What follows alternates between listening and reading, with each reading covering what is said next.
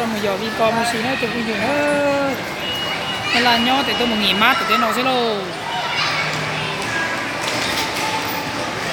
nó xí là dậy tía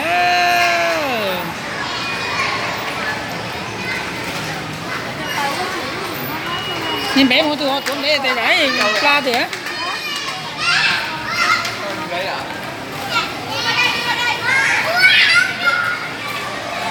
con gì là tàu tiếp giờ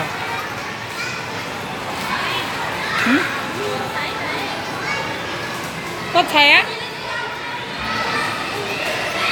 hết chưa có thấy này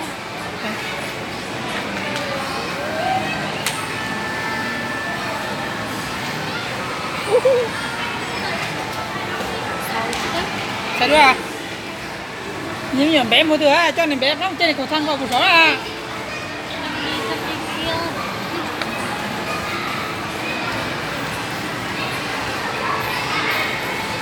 sao không mua tiền anh à nó cho tụi này tí lòng rồi tôi muốn xía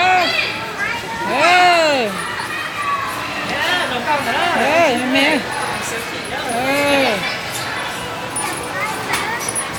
lỡ mà vô đắp đó cái khổng thế nào chứ chỉ mà vô nhất ạ nó mà khổng xuống đâu thế nào khổng xuống đâu thì à thế là khổng xuống khổng nó khổng hầu đó lỡ mua tôi vẫn chỉ bé mù thì bé bé muối mùi có muối nó bắt sáng một cái đó kìa bé mà đi tiêu rồi không có thực tế bé là mua thuốc tóm đây một cháu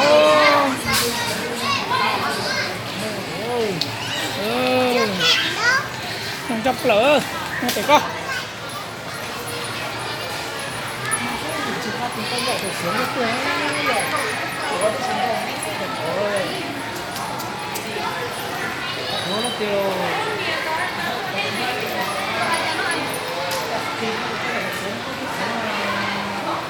trạm kiểm nghiệm an toàn thực phẩm xem là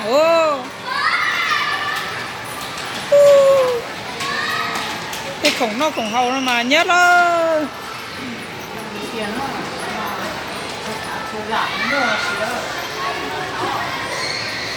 vì sức khỏe đó nè vì lúc đà giò mà cho xếp tôi vô nó vô hồ nó cho nó nè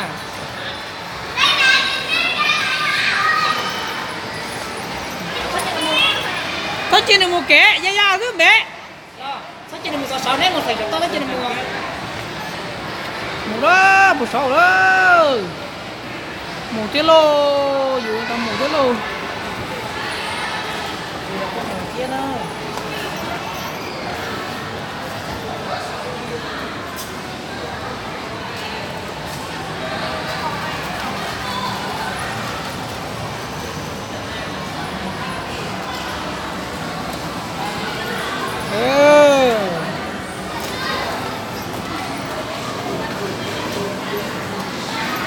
cho nên mình nhận bé một xí tao nói giờ mua được em ơi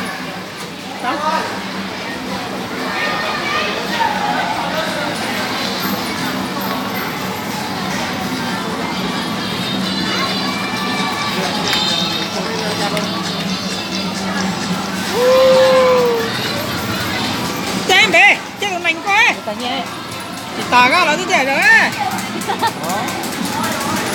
tao lấy dao mà lấy chưa tà cái mẹ cái này chơi á cái dâu tàu tôi cú đấy cái đấy đó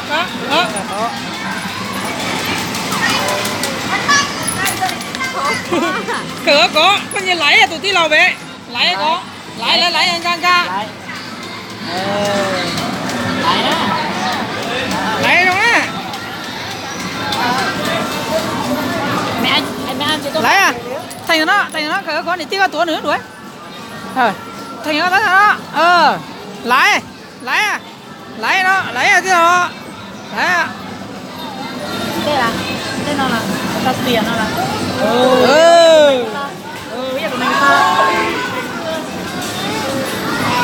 này. Chim mù. Chim mù đấy à. Có từ đây đi à. Chết ở đây đi điên rồi ơi.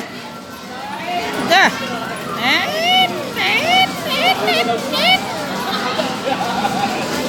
Đi đâu vào đâu. Tụi này đi tí nữa, ra tụi này hả? Đấy ăn như là nó. Lái xe, lái đuổi đấy. Chả chim mù. Nửa bao nhiêu đâu tí. Lái đuổi. Lái đuổi.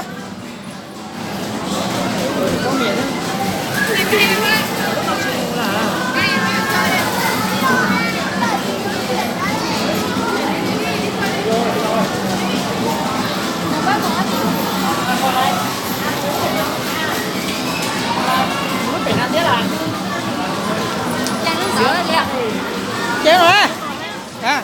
Chơi miếng tí nha. Không biết rồi. Cũng chơi thôi. Cái đấy là chơi rồi sao không biết. Lỡ tôi chơi không từ gì của chơi đi.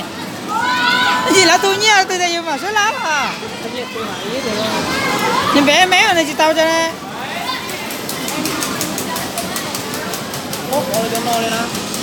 Có thế nào bơi.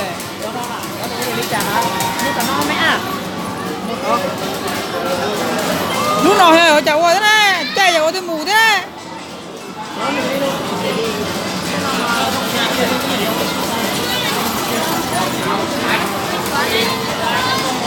Trời ra cái mũ đấy là chí thôi.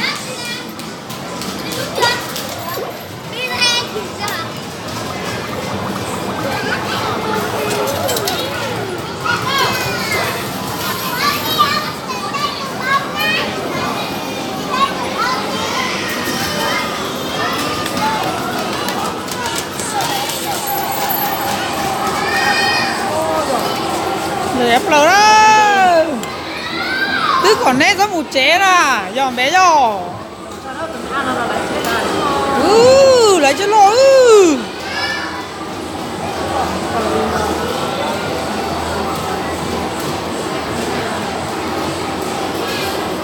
Cô đâu cô giải trí đem nhiều gió ấy cô à.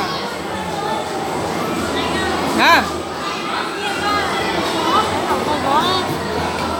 Sai ra. Tao cũng muốn ít thu cho nó muốn ít đi hoàn toàn đâu mà. Cho à, nói như tao có thuốc lớn nè. Ít hết hàng.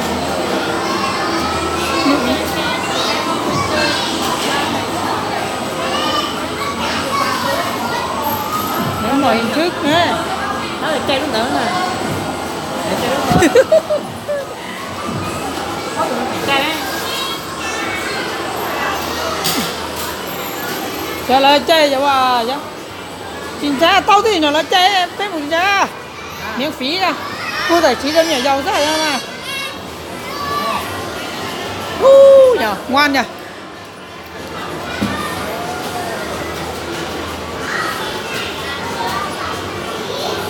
Tao ở chơi không tới tiếng luôn, tao hay không? Có thằng nào là chơi mày tao? Có thằng nào là chơi không? Nó sẽ không rẻ. Lá chỉ chơi à bếp mùa. Bút bè. Lá chỉ chơi ơi. Wow.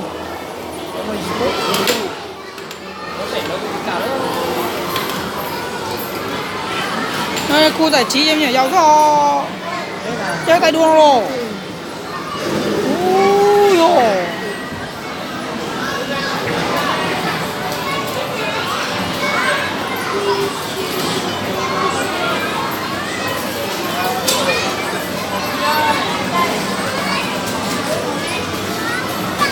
Ui. Vậy có một thẻ ná đi.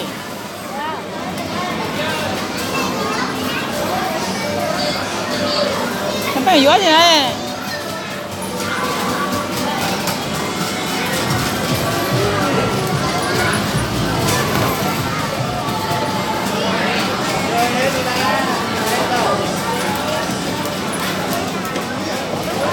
Ô, chỉ bó cỏ để ô chào đi chia.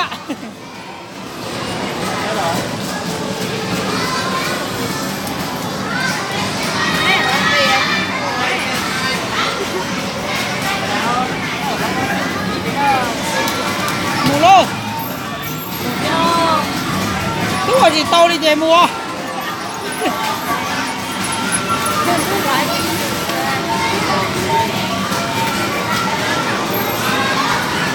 Cái này mới nhỏ mẹ nào tôi lái chù rồi. Cái chỉ bao một mua chỉ. Chỉ có mua. Cái nó sao sao đó.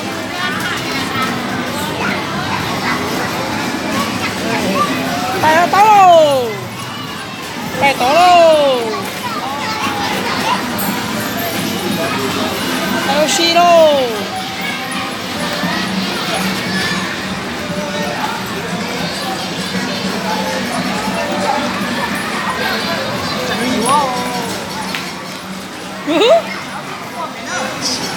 Nè, tôi nào có cho này tia tí lò là cho mẹ ăn tôi bé một cái một khi tàu khu giải trí tập thể nữa kìa. Nó có này cho mình tụi mình nhỏ nên sẽ cho tôi mùa học hỏi kinh nghiệm rồi em hiểu rất chia. Đó oxy là để đó nên cho mình tụi mình nhỏ nên chủ đầu tư tôi mùa oxy rồi nó chứ. Còn là bao thì tôi kể là gì trong chào qua mùa. À, cho mình nhỏ mẹ mà dù quan trọng mà dù chỉ cho cái món gì cho mình nhỏ mẹ nó nhẹ sang á. Đồ chơi á.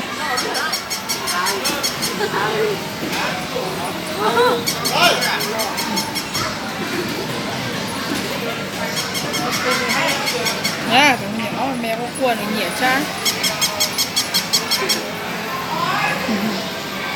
Mua bên đâu thì tao mày ấy được à? Kỳ nhẹ đi à? Trời lại chơi đấu thì tôi nói là có chơi đùa mẹ ơi. Nó chơi đấu thì tôi nói nó chơi đùa. Nếu như có giải trí mà ngon. À, chú voi con á, game nó giải trí một xíu. Mua lô, mua tao lô. Đấy có thể dùng xí của đéo gì to. Nếu chỉ cho bao á, thì nhảy có tua à.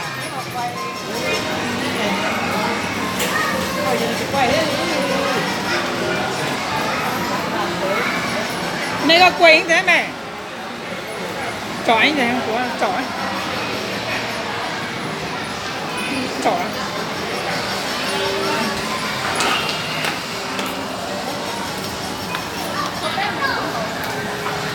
Đặt tới với hạn đồ.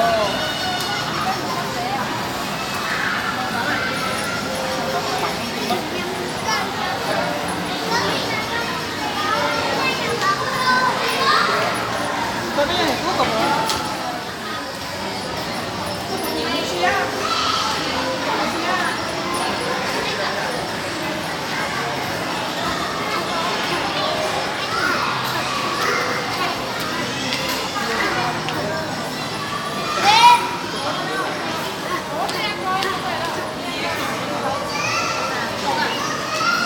씹어 넣으세요.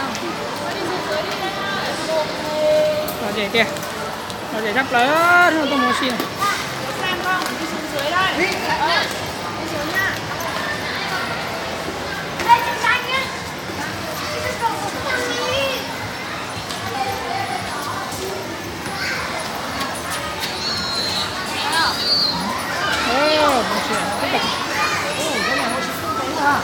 Mua.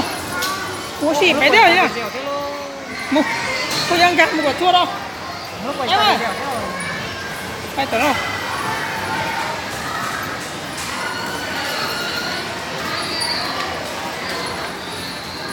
Cho bé mua xì tao nói rồi. Ha, cho cô tụi mình nhận bé nó mua xì tao nói, cho cô dừa. Ô, lỡ con nó cơ trong hè. Mua nó hậu thôi, thế là con nó tâm mở. Con này mua cái gì nó khí hồ.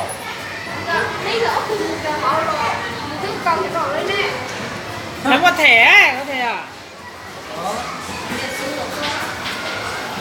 Thì ơi, nó là thang máy à? Nó là thang máy à chứ mua.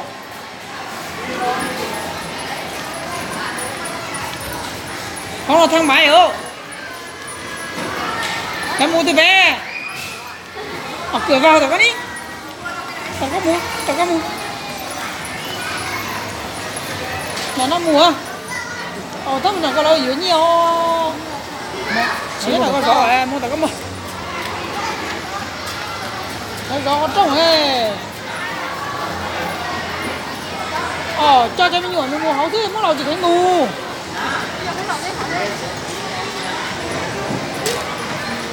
chả mấy年là say này cái gì thu nhiên á cho con bé múa cho con bé nó đa tổ cho còn bóng ra thu của mà thể nha Ê, bị cháy trời ơi, ốc của cái tên đó rồi.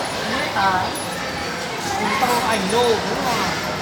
đây bộ nhớ có đúng không Nó kẻ